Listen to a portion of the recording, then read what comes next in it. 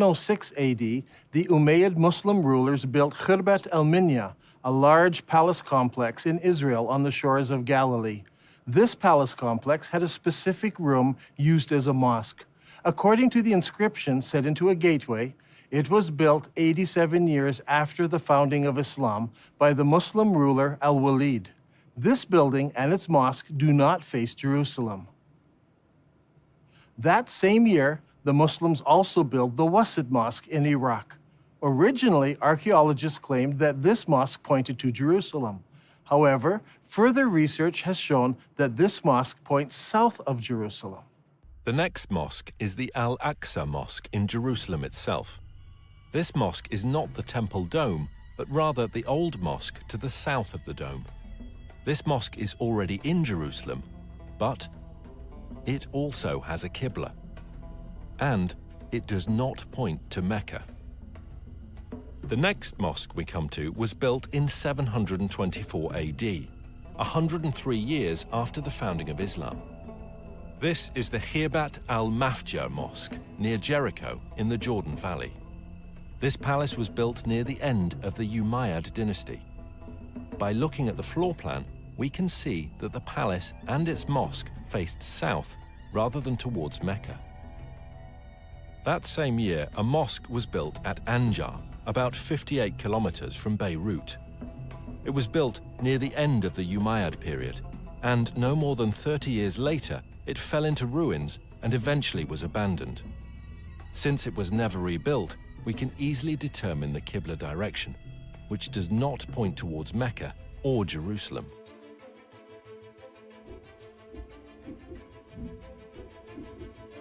Now, let's put this all together onto one map.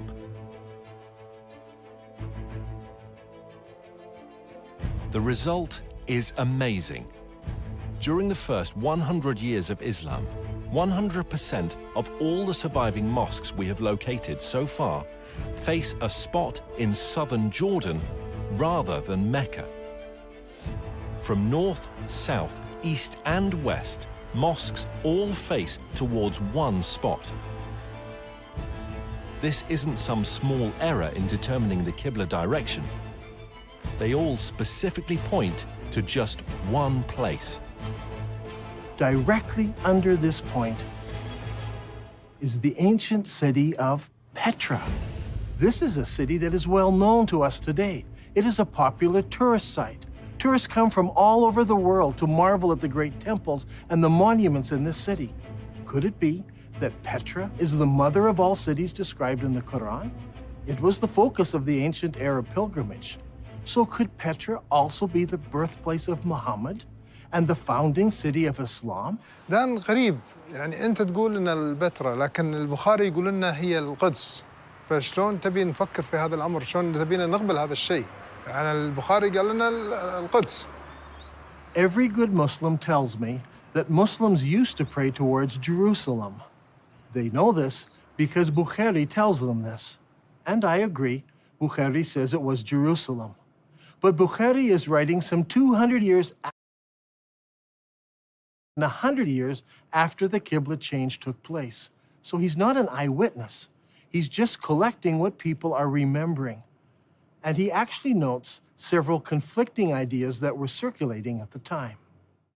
While some people were offering morning prayer at Quba, a man came to them and said, "A Quranic order has been revealed to Allah's apostle tonight, that he should face the Kaaba at Mecca. So you too should turn your faces towards it."